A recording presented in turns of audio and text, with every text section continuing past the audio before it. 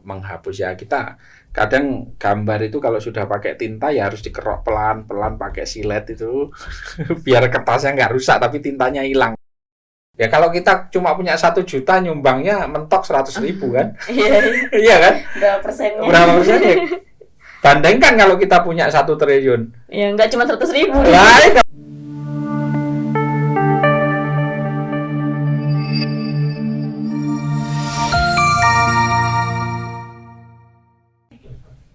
Bismillahirrahmanirrahim. Assalamualaikum warahmatullahi wabarakatuh. Jumpa lagi bersama saya dari Latuna Soha pada host kali ini. Nah, kita kedatangan tamu yang sangat luar biasa. Sebelumnya kita ada ini Pak ya, ada jargon santri cendikia, santri menginspirasi. Nah, teman-teman hadirin sekalian, waduh, karena ini nanti akan kita tayangkan di YouTube resmi kita, Pak. Nah, beliau ini merupakan seseorang yang sangat luar biasa. Kalau nggak luar biasa nggak kira diundang di sini tentunya. Beliau bernama Ahmad Roni Yustianto, gitu. Bisa dipanggil Kiai kayaknya. Iya, benar. Pak Roni, Pak Roni aja.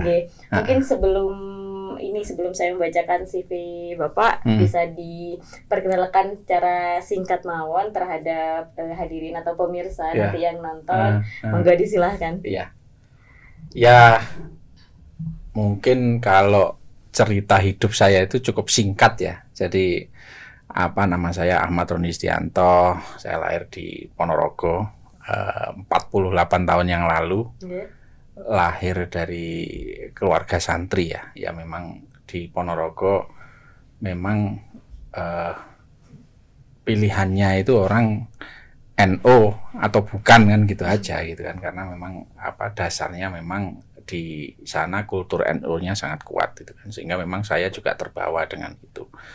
Kemudian saya juga pendidikan mulai kecil di madrasah, kemudian baru SMP saya di SMP negeri, SMA negeri, kemudian kuliah baru pergi ke Malang untuk melanjutkan di Unipro di Universitas Brawijaya. Ya, itu saya masuk tahun 93. Waduh, belum lahir sih.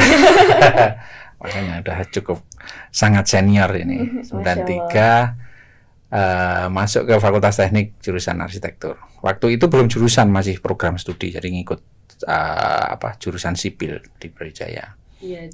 Dan ternyata pilihan Bapak dulu itu sekarang ini tuh sangat digandrungi ingatan gitu. Karena memang semakin ke belakang itu kan bisnis properti itu sudah sangat menjanjikan kan, seperti itu. Oke.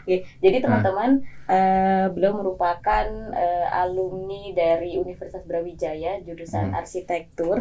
Beliau merupakan founder of Pancanaka Property, masya Allah sekali kan.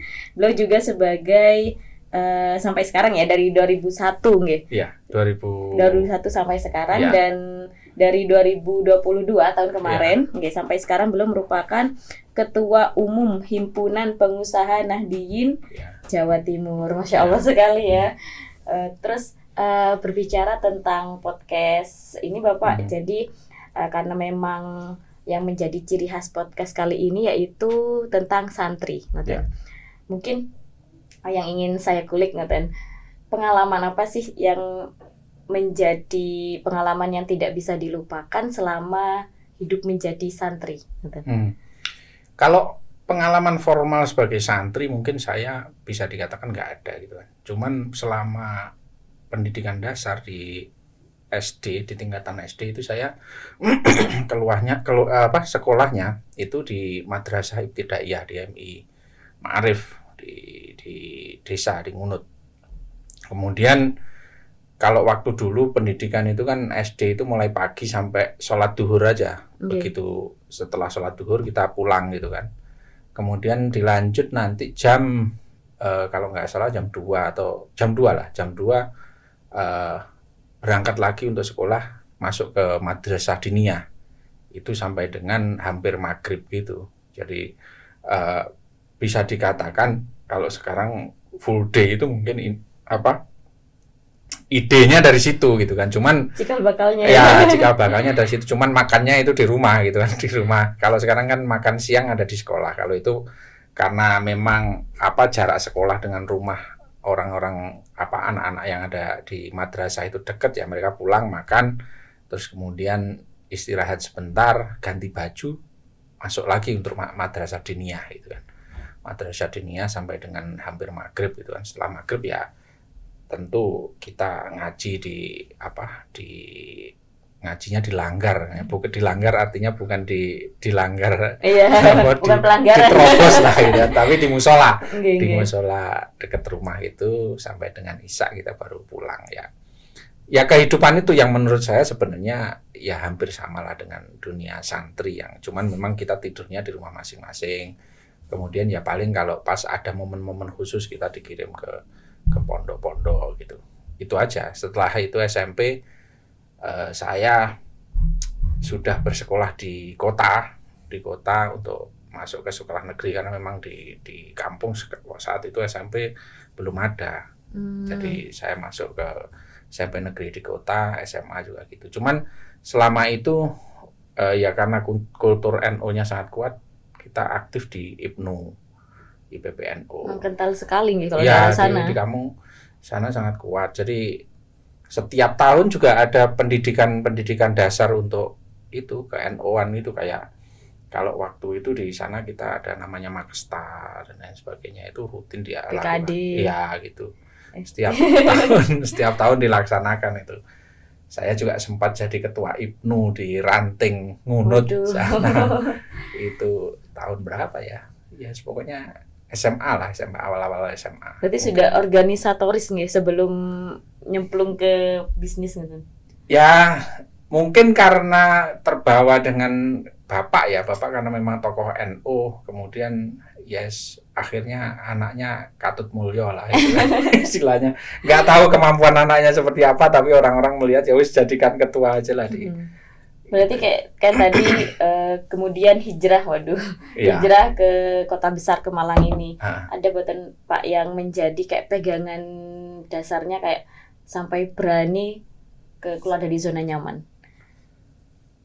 Ya kalau anak dulu itu kan hubungan dengan orang tua itu nggak terlalu kayak disiapkan kayak sekarang gitu kan, kayak sekolah mau di mana itu kan kayaknya. Saya nggak tahu juga itu orang tua saya apakah memikirkan itu. Tapi kayaknya saya mulai dari SD masuk ke SMP itu sudah kayak sendiri gitu kan. Dari kampung saya mendaftar ke kota SMP, milih SMP-nya itu saya sendiri berangkat sendiri. SMA juga gitu, kuliah juga gitu. Nggak ada kok diantar-antar itu udah nggak ada dulu. Udah masuk jurusan arsitek itu ya milih-milih sendiri gitu kan. Daftar sendiri, kemudian tes juga cari-cari. Kalau sekarang ya pengalaman anak saya masih saya antar dan sebagainya gitu kan. Dulu nggak ada. Beda ini ya. Kayaknya memang beda cara sehingga memang satu kulturnya jadi mandiri gitu. Mandiri dan berani gitu kan. Artinya sudah nggak mikir lagi kita itu wah ini aku anak desa gitu kan masuk ke kota itu harus gimana atau minder, udah nggak ada waktu untuk berpikir seperti itu karena udah dihadapkan dengan realita-realita yang memang kita nggak tahu sebelumnya gitu kan. Tapi itu yang membuat kita jadi struggle-nya menurut saya kuat gitu kan. Biasanya kalau santri memang berani, cuman takut kelaparan aja. Tapi ya nggak mikir waktu itu, nggak mikir sih kita kayak kehabisan uang saku dan lain sebagainya, nggak mikir lah. Pokoknya berangkat. Ya bukan artinya saya dari keluarga yang sangat miskin juga enggak lah, cuman berlebihan juga enggak gitu kan. Artinya ya pernah mengalami seragam itu jelek atau saya kan anak nomor 2, banyak sekali cerita saya itu dapat warisan dari kakak saya. Lungsuran itu bahasanya lungsuran dulu udah biasa yang namanya baju seragam, sepatu, terus buku, sepeda itu udah lungsuran itu udah biasa. Dan itu bukan sesuatu yang memalukan atau gimana, enggak, ya udah ya itu memang sesuatu yang kayak seharusnya gitu loh, Kak. Zaman dulu kayak nggak boleh ada sesuatu yang terbuang gitu. Iya, iya. Jadi udah dari kakak turun ke adiknya itu kan. Udah berarti kayak kalau bapak anak kedua, saya anak ketiga nih. Jadi dari Iya. dua kakak kayak gitu ya. Ya untungnya adik saya itu jauh dari saya. Jadi Jadi 7 tahun kalau adik saya dengan saya 7 tahun. Kalau saya sama kakak saya dekat cuma 2 tahun lah. Selisih 2 tahun. Jadi memang masih barangnya itu masih nyambung gitu kan dengan saya. Jadi kayaknya saya waktu sebelum kuliah itu ya nggak pernah punya barang baru, kayaknya motor warisan dari mas, terus baju juga gitu ya, itulah. Tapi itu ya bukan sesuatu yang yang memalukan gitu ya, biasa aja gitu kan. Iya. Terus kemudian kayak memutuskan buat kuliah ke Malang, ambil jurusannya itu. Kan kalau setahu saya juga tadi ketika kita ngobrol kan memang dulu tidak sebanyak peminat yang sekarang jurusan arsitektur. Iya. Apakah jangan-jangan Bapak punya ini bisa melihat masa depan, nanti kalau milih arsitektur nanti prospek cerah nih ke depannya, itu bagaimana? Jadi menurut saya agak kecelakaan juga sebenarnya. Satu, memang saya waktu SMA itu kan jurusan dulu masih fisika, biologi sama sosial sama budaya dulu itu. Saya kebetulan waktu itu fisika. Kemudian waktu mau menentukan kuliah itu waktu dulu tesnya itu namanya UMPTN, itu ada namanya pilihan IPC. IPC itu bisa milih yang bisa diikuti oleh orang fisika atau biologi aja.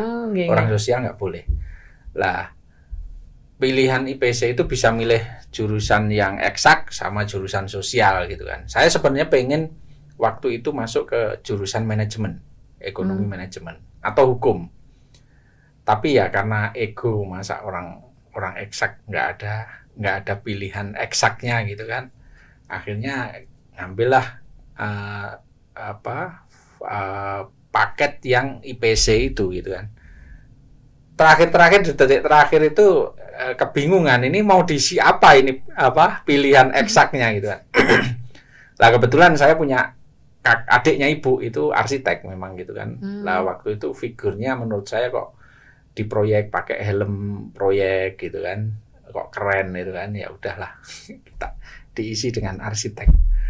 Karena satu, memang kalau yang saya lihat nggak banyak hitungannya juga gitu, tapi masuk di eksak gitu kan arsitek. Ya udah waktu itu akhirnya pilih arsitek aja. Tapi waktu itu setelah pengumuman diterima itu ya agak panik juga, waduh yang diterima kok arsitek ini. Padahal ekspektasi saya itu ada di manajemen atau hukum gitu. Tapi ya udahlah, pilihannya di situ. Pilihan udah kadung di situ, ya udah dijalanin aja gitu. Ketika menjalani selama perkuliahan kan tadi juga sempat kecelakaan ngoten ya. Pernah ngalamin kayak salah jurusan nih gitu. Enggak juga sih sebenarnya. Setelah itu ya dinikmati aja gitu kan, ketemu. Sebenarnya ya waktu saya itu beratnya kan memang kalau arsitek itu gambar kan. Waktu itu kan belum ada teknologi apa-apa, kayak komputer belum ada gitu kan. Jadi masih benar-benar manual. Artinya yang bikin berat, kalau sekarang kan sudah ada teknologi, salah tinggal di del satu bagian itu didesain lagi beres gitu kan. Diedit. Iya, kalau dulu bikin satu lembar gini salah satu garis saja ngulangin semua gitu kan. Nah itu yang bikin berat sebenarnya. Dan nggak ada teknologi menghapus. Ya kita kadang gambar itu kalau sudah pakai tinta ya harus dikerok pelan-pelan pakai silet itu biar kertasnya nggak rusak tapi tintanya hilang gitu. Tapi kalau kecelakaan kemudian ini robek, ya udah ngulangin semua gitu kan. Itu yang berat sebenarnya. Ya akhirnya ya karena banyak temen, dan enaknya yang menjadi berkah mungkin buat saya, arsitek Brawijaya waktu itu masih umur 10 tahun lah, masih program studi, sehingga hanya menerima satu kelas saja, 54 anak. Dan itu yang mulai awal sampai akhir kita menjadi teman kayak SMA lah gitu kan. Dari mulai awal ketemu sampai dengan lulus itu hampir barengan gitu kan. Ya kita dekat akhirnya dari satu sama lain, sehingga kesempatan curhat-curhatan dan lain sebagainya itu sangat-sangat kental gitu kan. Jadi yang hal-hal yang rasanya berat itu jadi kita bagi bareng-bareng gitu. Kalau punya kita robek itu orang lain juga ngalamin juga gitu. Ya, jadi konconya ada, iya nggak sendirian gitu ya. Ngelembur apa itu sampai malam-malam nggak tidur itu jadi hal yang biasa karena dilakukan bareng-bareng. Terus waktu deadline-nya mepet, nggak mandi ke kampus, itu udah jadi biasa. Cerita-cerita yang sama-sama dilakukan oleh semua orang, baik laki maupun perempuan sama aja gitu kan. Itu. Ya, berarti untuk dimanapun ini ya mahasiswa-mahasiswi arsitek ya dimanapun berada dinikmati aja gitu kan. Udah dinikmatin aja. Okay. Terus kemudian untuk setelah lulus kan memutuskan untuk aku harus berkarir di sini nih, aku harus ini itu bagaimana, apakah ada pertimbangan atau ya udahlah ngikut teman aja atau seperti apa? Jadi di akhir-akhir kuliah itu ya karena lingkungan di arsitek kan kecil memang gitu kan. Kita dekat sama dosen-dosen, terus dosen-dosen juga banyak melakukan pekerjaan-pekerjaan di luar kampus, di luar pekerjaan dosen. Jadi kayak proyek-proyek gitu kan. Seringkali kita dimintain tolong untuk support proyek-proyeknya beliau. Jadi kita sudah tahu lah kira-kira pekerjaan apa sih yang nanti akan kita lakukan. Sebenarnya menurut saya kurikulum kampus Merdeka yang baru dijalankan oleh Mas Menteri Nadiem itu sebenarnya pada tahun era saya itu sudah dijalankan. Tapi dalam sekup kekeluargaan gitu kan, artinya dosen-dosen itu sangat melibatkan mahasiswa-mahasiswanya untuk ada dosen yang ahli di bidang planologi itu tata kota itu ngajak kita untuk survei tata kota di suatu daerah di Kalimantan. Kemudian mendesain bareng-bareng, terus ada proyek-proyek pemerintah yang kita perlu, meskipun itu cuma bantu gambar aja, jadi dosennya bikin konsepnya, kita yang terjemahkan ke bahasa gambar kerja gitulah yang bisa siap ditenderkan dan lain sebagainya. Itu dilaksanakan sehingga kita tahu lah yang nanti yang akan kita kerjain itu adalah hal-hal kayak gini gitu kan. Karena di teori di kampus memang nggak ada desain kayak gitu, itu nggak ada pelajaran bikin dokumen tender dan lain sebagainya, itu nggak ada. Bikin gambar kerja yang standar pemerintah itu nggak ada. Bikin gambar kerja yang dipahami oleh tukang-tukang kontrak-kontrak itu nggak ada. Jadi kita dapatnya itu justru di informal karena kita berinteraksi dengan dosen-dosen itu. Berarti kayak kuncinya itu kan belajar di luar kampus itu sangat menentukan ke depannya bagaimana kayak gitu.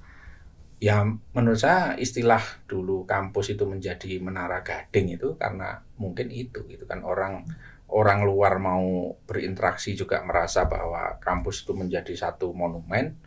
Orang kampusnya juga merasa sudah di atas monumen itu kan, mau turun sudah sangat jauh dan capek mungkin, sehingga akhirnya terpisah memang gitu kan. Baru nanti keluar dari kampus ngelihat realita yang ada, jadi itu yang seringkali menjadi keberatan dunia usaha bahwa alumni kampus ini nggak siap kerja. Gitu. Nah, gitu. Nah itu yang seringkali mungkin menjadi kendala, sehingga mungkin pemikiran Mas Menteri adalah itu gitu kan. Kurikulum Merdeka itu. Kan ada kan beberapa kayak selentingan gitu mengatakan bahwasanya ketika misalkan lagi ada yang upload tentang wisuda atau ya tentang perayaan itu wisudaan gitu, ada yang mengatakan bahwa sini calon pengangguran nih. Nah, itu bagaimana kita harus menyiapkan diri sebelum lulus sudah punya kedepannya harus kayak gini kan tidak banyak yang punya pemikiran kayak gitu. Yang penting syukur-syukur kuliah. Betul. Nanti kerjanya setelah lulus aja itu bagaimana? Ya yang saya alami ya terhadap keluarga saya sendiri mungkin gitu kan. Anak saya itu ya saya ajarin memang sedikit-sedikit sekali, cuman nggak sampai mereka mandiri gitu, enggak lah. Kebutuhannya semua masih harus dipenuhin gitu kan. Cuman kalau dulu waktu saya kuliah, kalau saya nggak ikut kegiatan-kegiatan di luar kampus, cuma sekolah gitu aja, saya pikir saya nggak dapat uang ekstra yang untuk menunjang eksistensi saya. Eksistensi ya kayak makan-makan. Karena uang yang didapat ya cukup untuk apa istilahnya, untuk Kebutuhan kita transport aja gitu kan. Jajan itu kita harus menyisihkan benar-benar gitu kan. Seringkali apa uang bulanan itu habis untuk makan, ya waktu dulu nggak mikir kadang gitu kan, dapat uang gede gitu kan, udah makan enak gitu. Besok makan apa udah nggak dipikir. Apalagi anak kosan ini. Iya, udah gitu lah. Itu yang seringkali dulu nggak kita pikirkan, sehingga kita seringkali di minggu pertengahan itu sudah harus mencari-cari hal-hal yang lain yang bisa Menghasilkan. menunjang kehidupan gitu kan, menghasilkan ya salah satunya. Lah sekarang memang seringkali kan gini, hal-hal kayak gitu itu tumbuh dari keterpaksaan sebenarnya gitu kan. Pada saat kita nggak ditunjang oleh orang tua dengan cukup, kita harus terpaksa berkreativitas untuk bisa mencukupkan itu gitu kan. Cuman kalau dengan kurikulum apakah itu bisa memaksa? Itu yang jadi pertanyaan. Seringkali nanti jadinya hanya formalitas belaka gitu kan, yang penting ada tanda tangannya dan lain sebagainya, yang penting keluar nilai udah selesai kan gitu kan. Jadi tujuan pokoknya nggak tercapai. Kayak formalitas saja. Formalitas saja lah, itu yang perlu kita benar-benar bisa formulasikan dengan baik gitu kan. Lah selain itu yang lebih penting memang harus memberi pemahaman kepada mahasiswa bahwa dunia luar itu sangat beda dengan dunia yang ada di kampus. Sangat keras. Iya, jadi apa yang kita dapat di kampus itu tidak serta-merta bisa dijalankan gitu kan di dunia luar gitu kan. Seringkali kalau di dalam kampus itu cara mengerjakan sesuatu itu ya 1 + 1 2 gitu kan. Tapi di dunia kerja untuk mencapai 2 itu bisa 0,25 ditambah 1,75. Iya. Dan itu bisa panjang sekali gitu. Tapi bisa juga dengan cara yang sangat pendek, 2 + 0 langsung. Gitu. Iya. Lah, itu yang harus memang butuh talenta-talenta yang luar biasa gitu lah. Salah satu untuk melihat itu kan memang dari proses kehidupan yang harus saya pikir santri sangat berperan di situ. Lah makanya yang harus dilakukan adalah bagaimana santri ini bisa kita upgrade gitu kan. Bukan hanya upgrade. Kalau kita ngomong selama ini santri kaum sarungan itu kan sebenarnya bukan kok sarungan itu jelek gitu kan. Tapi jangan sampai sarung itu menutupi isi kepalanya gitu kan. Sarung itu hanya fashion, tapi jangan sampai isinya yang ada di kepala ini ketutupan sarung gitu. Terkungkung Nah, aja kayak gitu. Jadi nggak keren gitu kan. Nggak apa-apa sarungan, tapi kayak Pak Jokowi sarungan kan keren, sarungan pakai sepatu kets, pakai jas, pakai itu kan kelihatan keren gitu kan. Artinya apa ya? Jangan sampai orang itu menilai karena kita sarungan menjadi kita itu orang yang nggak ada harganya, nggak ada harapan bahwa keluar pemikirannya bagus. Jangan, kita tetap harus tunjukkan bahwa dengan sarungan pun itu sesuatu yang keren bisa terhasilkan. Lah itu adalah salah satunya ya kita harus bagaimana bersarung dengan baik gitu kan. Bagaimana kita bisa mengimpresi orang kalau penampilan kita sendiri nggak bagus gitu kan. Tidak berarti kan tidak menghargai diri sendiri. Betul itu. Kan biar bagaimanapun orang menilai kita dari penampilan kita pertama. Iya. Setelah itu baru orang ini penampilannya bagus, itu kan sedap dipandang gitu kan. Setelah itu ngobrol, pemikirannya juga bagus gitu kan. Ditambah lagi nanti setelah bekerja sama etos kerjanya bagus lah. Itu sangat lengkap. Etos kerja tinggi itu sangat berpengaruh di dunia kerja. Itu yang harus kinerjanya yang bagaimana kayak gitu. Waduh. Itu yang harus kita sebagai santri harus seperti itu. Nggak apa-apa kita sarungan, bukan kok hal yang dunia usaha bukan melarang itu. Orang Arab buktinya pakai gamis itu kemana-mana ya, juga Habibi. tetap dihargai. Karena memang juga good looking gitu kan. Bukan artinya orang gamis juga di Arab kan kalau kita ketemu juga banyak yang nggak good looking. Pakai gamis itu yang gamisnya sudah acak-acakan, udah baunya juga kadang nggak jelas itu ya. Itu juga nggak good looking gitu. Cuman yang kita lihat kayak pangeran-pangeran Arab itu meskipun pakai gamis juga juga good looking gitu kan. Apalagi kalau sudah pakai apa jet pribadi dan Aduh, lain-lain. Nah, itu tambah menambahkan good looking kan seperti itulah. Santri juga harus gitulah. harus good looking Harus ya. good looking, kemudian isinya juga jangan lupa gitu kan. Mindsetnya, Mindsetnya, pengetahuannya. pengetahuannya, etos kerjanya gitu kan. Jangan sampai karena kebiasaan dunia santri kan kita banyak beribadah malam gitu kan. Tahu-tahu siangnya tetap gitu masih ngantuk gitu kan. Malam begadang tapi nggak beribadah malam lah, itu jangan sampai. Kita harus bisa men-switch bahwa dulu waktu santri seperti itu tuntutannya, sekarang kita harus berubah juga gitu. Tuntutan dunia usaha adalah kita juga harus tepat waktu. Jam kerja juga seperti itu harus kelihatan fresh juga. Ya harus diatur bagaimana kehidupan dunia sama kehidupan akhirat itu bisa selaras itu kan. Jangan dipilih salah satu aja, nggak bisa rasanya gitu kan. Ya. Nah, Kemudian tadi kan kita kembali di yang ini, mau lulus terus mau bingung nih pilih antara mau kerja sendiri atau bikin pekerjaan sendiri, tapi yang prinsipnya itu backgroundnya itu santri itu seperti apa Bapak memilihnya? iya. Jadi kembali lagi sebenarnya pada mental masing-masing orang ya. Itu nggak hanya berlaku kepada santri. Sebenarnya semua orang pasti punya passion ya. Ada yang kembali ke tujuan hidup sebenarnya. Kalau pengen hidupnya datar-datar aja, nggak pengen punya mimpi yang muluk-muluk gitu ya jadi pegawai lah gitu kan. Artinya kehidupannya mulai pagi jam 7 sampai jam 5 kerja, setelah itu urusan keluarga, besok diulangin lagi seperti itu. Artinya dengan gaji pun ya paling kenaikan setiap tahun 10%, udah terus gitu aja gitu. Rutinitas sehari-hari. Iya, sehari-hari. rutinitas sehari-hari aja gitu kan. Tapi kalau memang sifatnya kita itu dinamis, pengen punya mimpi yang luar biasa, ya jalan satu-satunya ya memang menjadi wirausaha gitu kan. Karena kalau wirausaha kan bidangnya sangat banyak kan, sangat banyak. Kemudian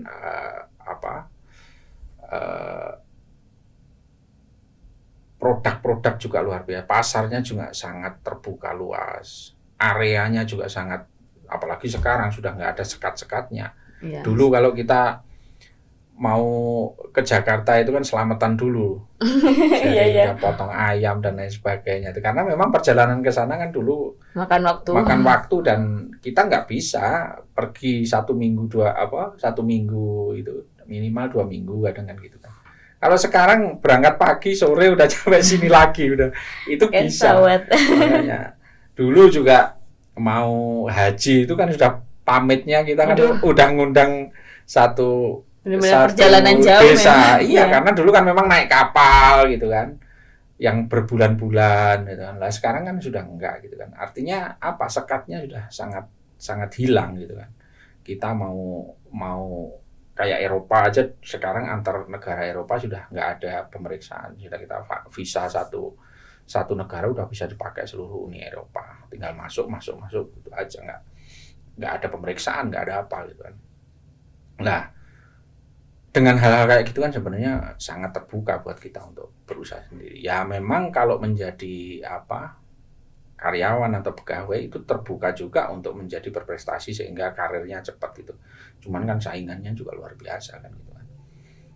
Belum tentu juga kalau saingannya kita mampu bersaing, tapi kita nggak punya koneksi yang bagus, kita nggak disenengin atasan dan lain sebagainya, bisa berprestasi juga. Itu kan hal yang perlu dipikirkan juga gitu. Tapi memang kalau butuh sesuatu, punya mimpi besar, pengen menjadi bermanfaat buat orang banyak, ya wirausaha ya. Dan sekarang sangat mudah lah jadi wirausaha. Bisa dari rumah udah jadi wirausaha gitu kan. Ya, mudah ya untuk menjadi pengusaha. Nah, sekarang banyak orang yang kayak mau jadi pengusaha tapi masih bingung. Apakah ini pengusaha apa ya? Cara membaca peluang yang baik itu yang seperti apa? Jadi mindsetnya yang memang harus dirubah. Seringkali yang menjadi kendala orang-orang untuk menjadi wirausaha kan permodalan biasanya. Dia menyampaikan bahwa nggak ada modal di sini artinya uang gitu kan. Untuk sekarang sangat terbuka lah.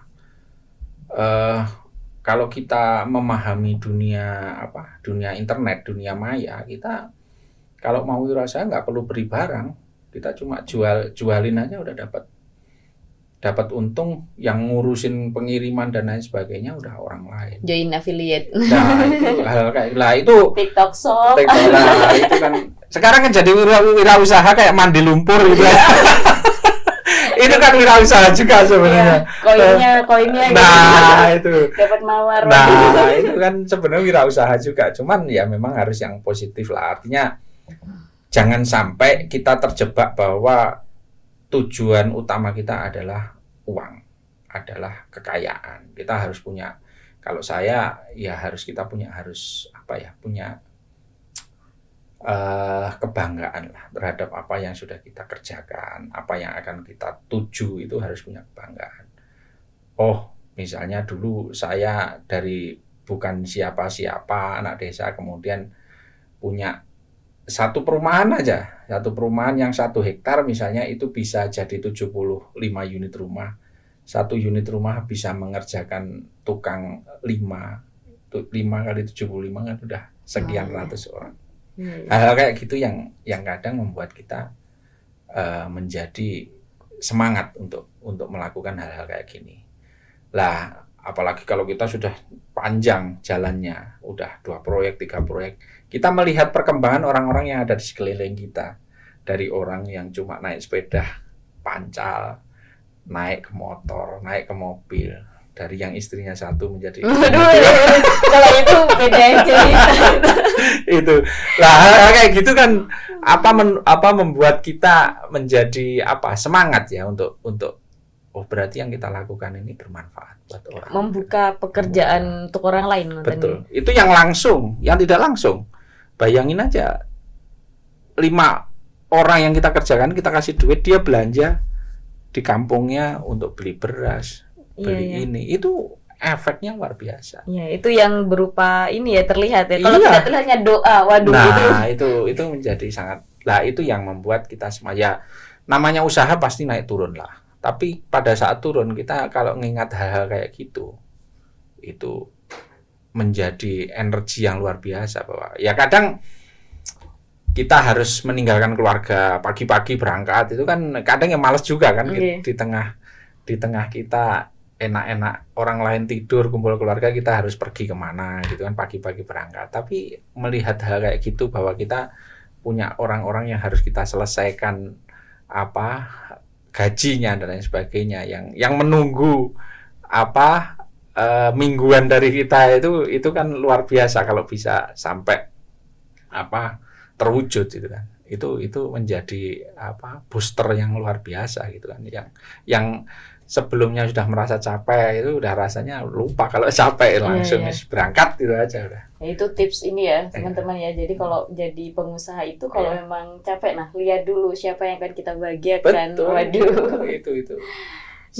Karena kan memang kalau misalkan korelasi antara kayak santri, pengusaha itu memang tidak bisa dilepas satu sama lain kan? Nggak bisa. Ya karena memang keberkahan di dalamnya kayak gitu. Dan memang benar tadi kayak oh iya sih bener gini ya. Tapi yang kayak tadi ya, jangan sampai nambah istri.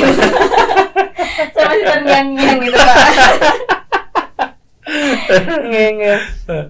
Tapi di dunia pertukangan itu ya isunya ya itu gitu kan. Kalau udah mapan ya nggak jauh-jauh dari situ lah. Waduh, padahal yang menemani dari nol siapa? Waduh, enggak ini beda bahasa. Nah, kalau saya enggak sih, di level bawah itu udah gitu. Ya tingkat pendidikan dan lain sebagainya memang seperti itu. Akhirnya agak enak sedikit sudah. Pelampiasannya itu mereka kan pengetahuannya karena terbatas itu ya. Yang namanya instrumen investasi itu kan nggak tahu mereka gitu kan. Ya duit yang ada sekarang itu kayaknya harus habis sekarang gitu kan. Nggak nabung, dan nabung itu buat mereka adalah beli motor, beli emas, perhiasan, benahin rumah, beli sawah lah kalau gede gitu kan. Ya yang paling sehari-hari ya emas, perhiasan. Jadi bukan yang kayak jangka panjang sekali. Enggak pernah mikir mereka. Jadi memang hal-hal kayak gitu yang harus difikirkan oleh pemerintah, bagaimana mereka ini bisa nantinya di usia tua itu bisa terkena. Apakah pengusaha itu wajib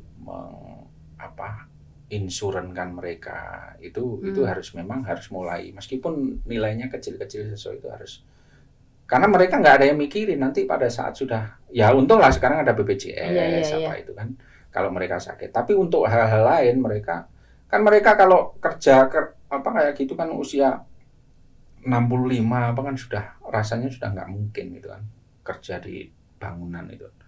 Setelah itu nggak tahu lagi mereka mau kerja apa. Ya, anak-anaknya sudah berkutat dengan keluarganya sendiri. Ikatan mereka sudah sangat menurut saya karena masalah ekonomi, anak itu mulai kecil sudah dididik mereka ikatannya nggak kuat dengan mereka, wis disuruh nggak itu juga dia sering ditinggal. Iya, ditinggal gitu. Dititipin neneknya, ibunya keluar negeri dan sebagainya. Itu kan menjadi nggak ada ikatan di antara mereka, sehingga pada saat orang tuanya udah tua ya udah hidup sendiri orang tuanya, si anak udah. Karena kedekatan emosinya itu nggak ada. Ke ini ya. Nggak ada. Nah itu yang memang harus difikirkan, mereka ini jangan sampai menjadi beban lingkungan gitu kan. Harus menjadi beban pemerintah kan nantinya.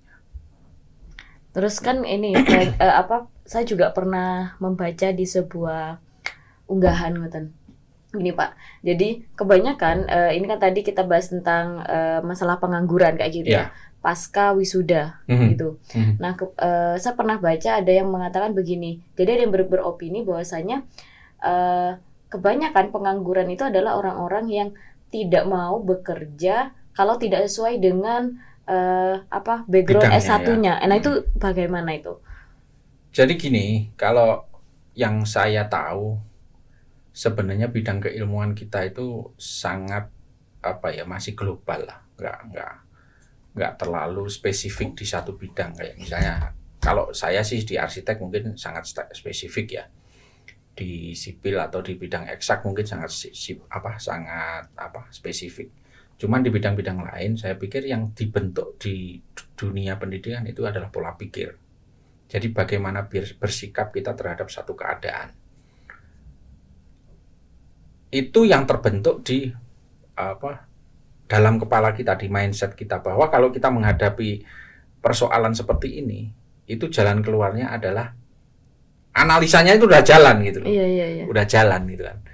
Sehingga pola keputusannya itu sudah melalui proses pertimbangan yang matang, itu dimasuki dengan data-data yang memang selama ini sudah ada di diri kita.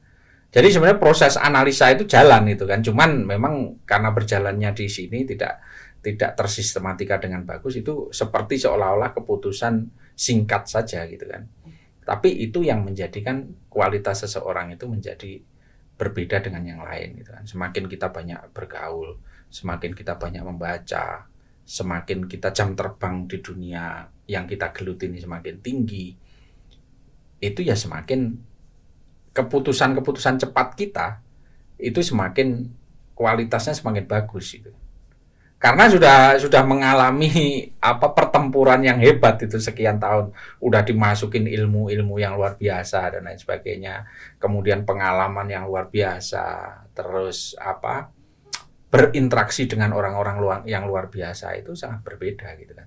Dengan orang yang mungkin masih keluar dari zonanya saja gitu kan. Itu sangat berbeda, sehingga pada saat kita bekerja itu kita akan mengeluarkan kemampuan kita apapun. Ya tentu yang paling banyak adalah yang sudah kita pelajari di bidang kita selama 5 tahun itu. Misalnya orang ekonomi ya manajemen ya akan hebat di bidang manajemen, tapi di bidang lain tidak menutup kemungkinan. Cuman proses sistematikanya yang terbentuknya kan akan di manajemen. Tinggal ini dikuatin aja gitu. Jadi itu hanya menjadi pijakan saja. Jadi istilahnya kita kalau pengen menahin lampu ini kita butuh pijakan.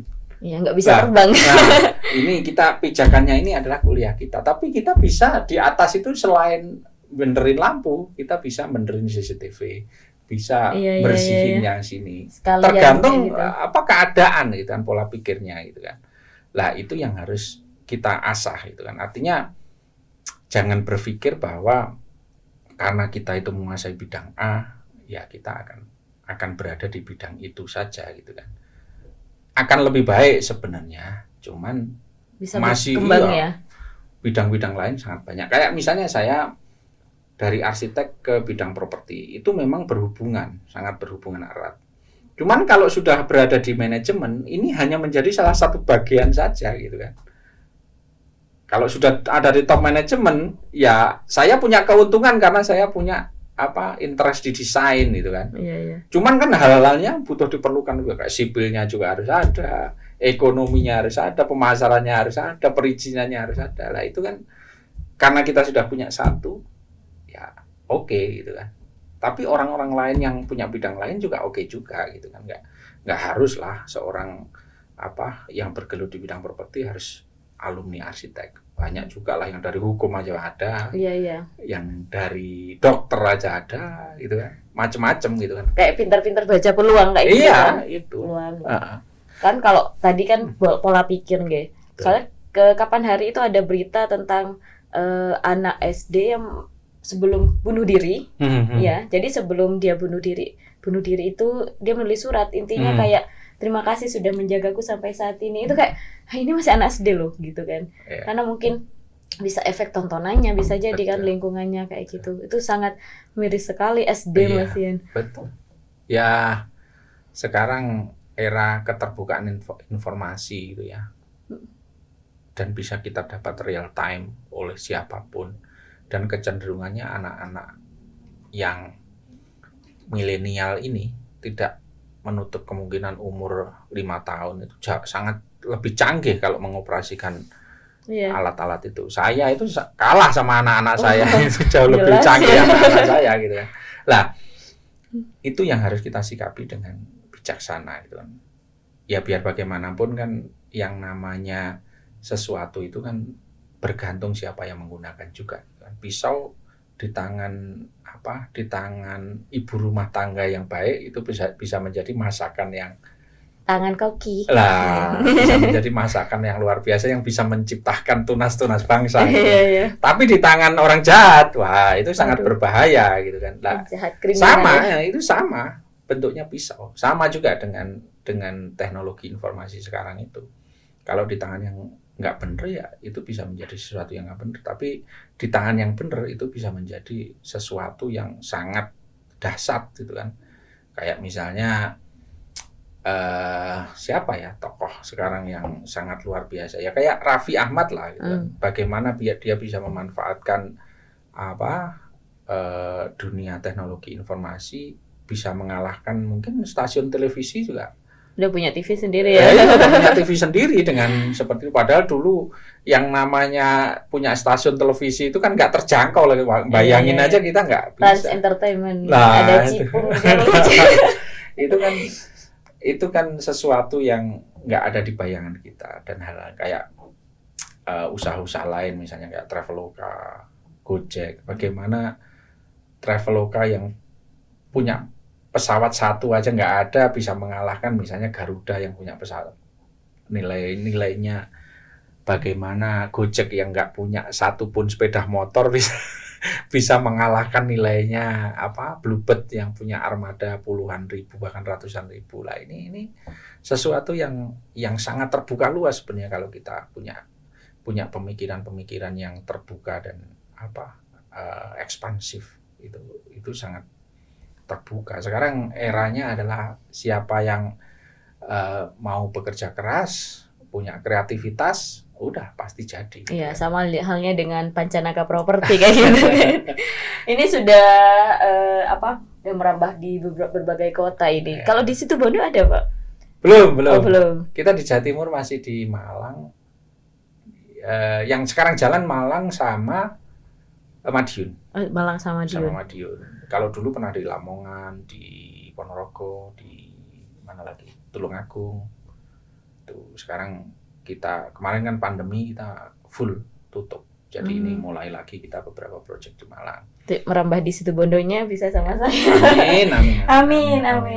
Kalau boleh tahu, jadi kan tadi sudah sempat disinggung bahwasanya jenengan merupakan founder dari Pancanaka Property kayak gitu. Mungkin bisa diceritain dari awal cikal bakalnya, terus hingga menjadi eksis sekarang ini bagaimana? Iya. Ya kalau awalnya sederhana sebenarnya. Saya dulu lulus kuliah karena saya juga di arsitek pada saat itu ya membuka konsultan arsitek gitu kan. Terus bikin eh, produk-produk interior lah, produk-produk interior, kemudian diminta untuk mengisi satu rumah contoh di perumahan di Malang, di villa, komplek villa itu kita isi di sana, terus malah ditawarin diminta bangun rumah dan lain sebagainya gitu kan. Lah dari perumahan di situ kita kan banyak berinteraksi dengan orang keuangan pada saat penagihan, terus orang tekniknya yang setiap hari mengawasi pekerjaan kami gitu kan. Setelah itu malah jadi teman-teman, kemudian ada potensi salah satu tanah yang bisa kita kerjasamakan, jadi dibeli tapi dengan pola bayar yang sangat ringan lah gitu kan. Udah kita kerjakan, alhamdulillah waktu itu sukses, cepat gitu kan. Kita komitmen dengan pemilik tanah juga selesai gitu kan. Akhirnya ya berkembang menjadi sekarang ini. Jadi bermula di Malang berarti nggih? Di Malang, bermula di Malang, dan ya itu sesuatu yang menurut saya juga nggak kita rencanakan sebenarnya. Saya nggak merencanakan untuk menjadi developer gitu kan. Ya mengalir aja lah itu istilahnya. Tapi memang dari awal saya beranggapan bahwa saya itu nggak bisa ikut orang gitu kan, jadi pegawai nggak bisa gitu. Sehingga memang ya mulai awal sudah kerja sendiri gitu, wira swasta. Ya. Apalagi hobinya saya baca-baca hobinya motor. Sekalian kan Ngoten. Iya. Jadi tidak tidak merencanakan sejelimet gimana pun, tapi memaksimalkan di saat itu kayak gitu. Iya, kan? Ya udah, segala sesuatu memang harus, jangan berpikir masalah hasil lah. Yang kita itu diwajibkan di dunia ini kan untuk ikhtiar, berusaha. Ya, artinya apa yang ada di depan kita yaitu harus diikhtiari dengan sebaik-baiknya. Artinya ya etos kerja kembali lagi harus kalau kita mau jadi karyawan, pegawai ya harus etos kerjanya jangan hanya istilahnya datang absen, kerja sesuai dengan yang diberikan, pulang gitu kan. Ya kita harus memberikan nilai lebih lah, bahwa keberadaan kita itu harus mewarnai perusahaan.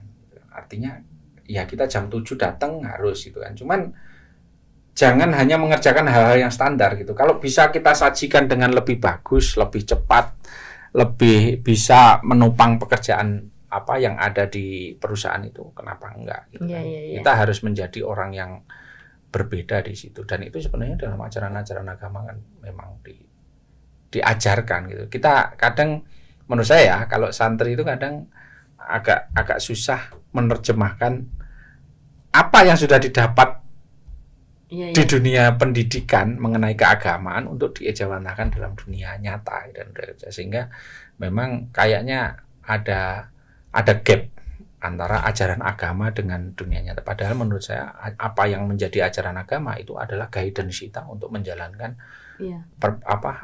aktivitas kita sampai ke nanti selesai tugas kita gitu kan.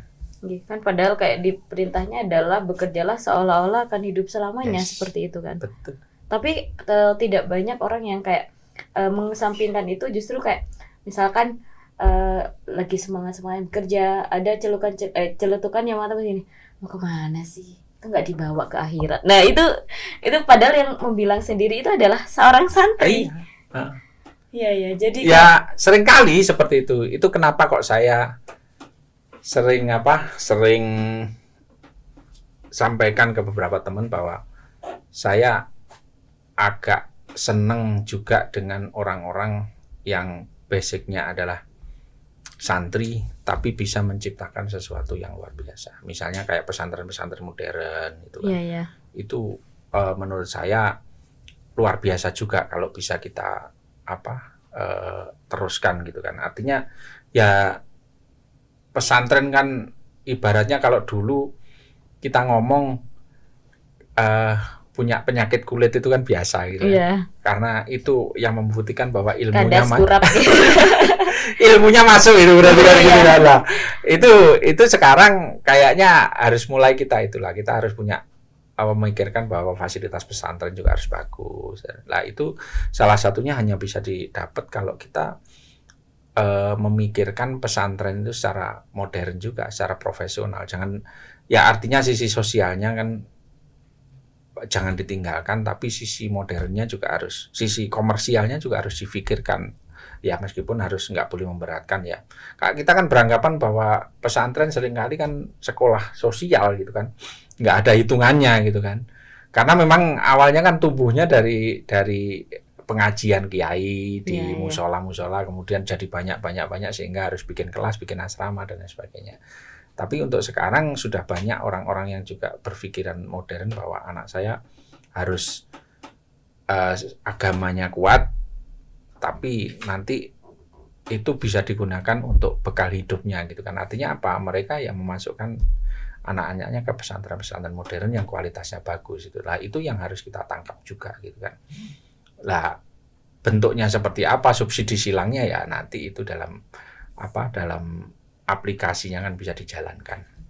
Gitu. Mungkin kayak berbagi tips bagaimana sih kayak ketika menjadi kayak oke, aku santri pengen jadi pengusaha, tapi bagaimana menciptakan mental pengusaha ala santri itu seperti apa? Sebenarnya kalau mental santri sudah sangat bagus menurut saya, tapi memang ya karena mereka kan pasti mandiri gitu kan. Iya. Mulai kecil sudah nyuci sendiri, terus mengatur keuangan sendiri, ngatur waktu sendiri, kemudian aktivitas juga mereka sudah sendiri dan lain sebagainya. Ini dan itu mulai dilakukan mulai kecil gitu kan. Nah, itu menjadi membuat mereka sangat mandiri gitu kan. Lah itu yang tinggal diaplikasikan dalam dunia pendidikan, dalam dunia bisnis, dalam dunia usaha, dalam dunia kerja gitu kan.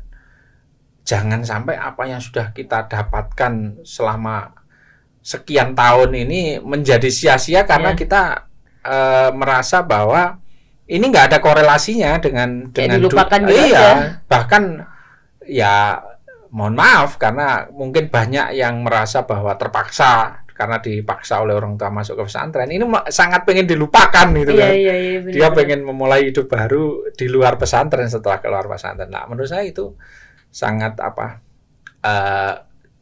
eman-eman gitu kan, sayang gitu kan kalau seperti itu ya. Mungkin dunia pesantren juga harus bisa memberikan pengertian bahwa kamu ini sudah menjalani sekian tahun penuh dengan kesulitan misalnya gitu kan, sehingga bisa sangat mandiri. Ini harus digunakan juga ke nantinya. Kalau nggak kamu gunakan sia-sia. Iya. Kesusahanmu, penderitaanmu mungkin kalau kamu menderita gitu kan. Ini kalau nggak kamu gunakan, ini menjadi sesuatu yang sia-sia. Tapi kalau ini kamu gunakan, ini menjadi bekal yang luar biasa. Nggak setiap orang bisa seperti ini gitu kan. Yang sudah mandiri mulai usia sekian itu kan, tinggal teruslah. Pesantren juga harus membekali itu, meskipun kadarnya kecil ya. Yang penting pengertiannya, terus mungkin ikatan emosionalnya juga harus dipupuk. Karena yang saya lihat kan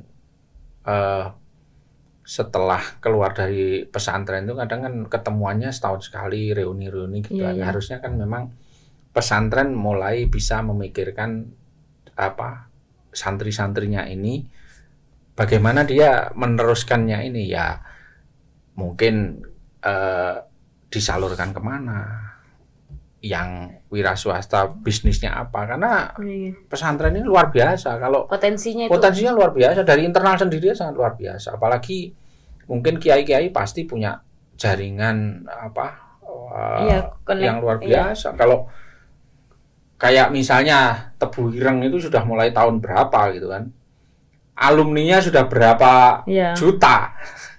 Pasti taruhlah 1 tahun ada yang sukses 10 aja menjadi wirausaha. Berarti kan sekian tahun, taruhlah 50 tahun udah ada 500 orang yang sukses gitu kan. 500 orang kalau di Indonesia ada 33 provinsi, sudah hampir 20 orang yang Iya. di tiap provinsi itu sukses Hampir lah. Itu kan, menguasai ini. ya itu kan luar biasa kalau bisa benar-benar diberdayakan, itu luar biasa lah. Di NU hal-hal kayak gitu yang kurang bisa kita manage dengan baik karena jaringan networkingnya masih masih kendor sekali, belum bisa kuat gitu kan. Berbeda dengan Muhammadiyah, berbeda dengan organisasi. Lah ini Keislaman lainnya. Nah, ini yang memang harus Jadi PR-nya besar. santri. Kalau santri kan identik dengan NU lah. Iya. Dan nggak ada kok santri itu selesai, santri itu mantan, itu nggak, ya selamanya akan menjadi santri gitu kan. Dan itu bisa jadi kayak militer gitu kan. Jadi banyak cerita kayak sekarang misalnya pengurus-pengurus PBNU itu yang levelnya sudah ketemu Presiden Jokowi dan lain sebagainya, tapi ketemu dengan putra kiai di Tebu Ireng itu merunduk-runduk gitu kan. Iya. Dipanggil itu saat itu juga datang gitu. Karena apa? Dia adalah murid dari bapaknya gitu kan. Iya. Berarti kan dia masih nganggep saya ini santrinya Kiai A, yang manggil saya ini putranya Kiai A gitu. Selama emang tetap Lah, santri. selamanya tetap santri. Lah ini yang harus kita. Artinya apa? Jaringan-jaringan itu sebenarnya kalau dimanfaatkan bisa sangat kuat gitu kan. Dan kayak militer gitu kan, kayak putra kiai tadi ngomong, itu si A itu tolong diurus, itu punya bisnis ini, kamu ambil bahan dari sana, selesai gitu loh. Iya. Tinggal kita benar-benar istilahnya kata BLJ itu dijalankan dengan sebaik-baiknya. Jangan sampai sudah dikasih jalan tol, barangnya yang dikasih yang jelek, ngirimnya seenaknya sendiri, harganya mahal. Lah itu yang nanti bikin jadi masalah gitu kan. Ya, karena ya kalau tadi itu kok saya keinget sama prinsip yang saya jalankan ini. Prinsip saya kayak gini. Kalau masalah intinya itu, kalau masalah duniawi itu jangan ditinggalkan, tapi juga jangan melupakan akhiratnya. Betul. Ya. Itu. Jadi harus sama-sama imbang. Jadi nggak yang kalau misalkan akhirat ajalah terus, padahal kan di dunia emang diciptakan untuk menjadi sebaik-baiknya manusia kayak gitu kan. Sudah dicontohkan oleh Rasulullah aja dulu berbisnis kayak gitu. Pedagang yang sangat hebat kayak gitu. Terus tadi kan juga jenengan sebagai himpunan pengusaha Nahdiyin. Nah itu seperti apa itu, Pak? Ya sebenarnya itu adalah kayak perusahaan organisasi arisan lah gitu kan. Kita nggak terafiliasi dengan siapapun, ya kita kumpul-kumpul lah dengan sesama pengusaha. Mudah-mudahan dengan kumpul-kumpul sama pengusaha Nahdiyin kita bisa saling menopang lah segala ini berarti itu, gitu kan. Semuanya pokoknya apa yang bisa, dan alhamdulillah ada beberapa juga yang bisa kita connect-connectkan lah gitu antara satu sama lain. Jadi mungkin kita nggak pernah membayangkan di Nahdiyin ada pengusaha pengeboran minyak. Oh, ada? Ada. Aduh. Gitu. Ada yang punya televisi di Surabaya itu BBS itu. Terus kemudian ada yang punya tambang batu bara gede juga di Jakarta. Ini hal-hal yang luar biasa kan sebenarnya, yang bisa kita kreasikan, kita komunikasikan, kita ketemukan dengan teman-teman kita yang lain gitu kan. Kayak pengusaha-pengusaha tambang itu kan pengen juga mereka punya satu kebanggaan. Misalnya kalau tambang kan nggak bisa kita pamerin, itu loh tambangku gitu karena morat marit kan di sana ya. Pengen mungkin kan bikin pertanian modern dan lain sebagainya. Ya itu kan kita bisa kolaborasikan dengan teman-teman kita yang bisnis di bidang itu. Ya kita koneksikan. Ada yang bisnis di bidang outsourcing, alih daya, kita koneksikan dengan perusahaan teman-teman yang menggunakan jasa itu. Ya gitu aja sebenarnya. Lah harapan kita ini juga menjadi embrio nanti bagaimana pengusaha-pengusaha Nahdiyin ini bisa punya daya untuk berkontribusi terhadap kebijakan-kebijakan yang ada pemerintah. Lah salah satunya ya memang kita harus profesional di bidang itu, kita harus besar di bidang itu kan.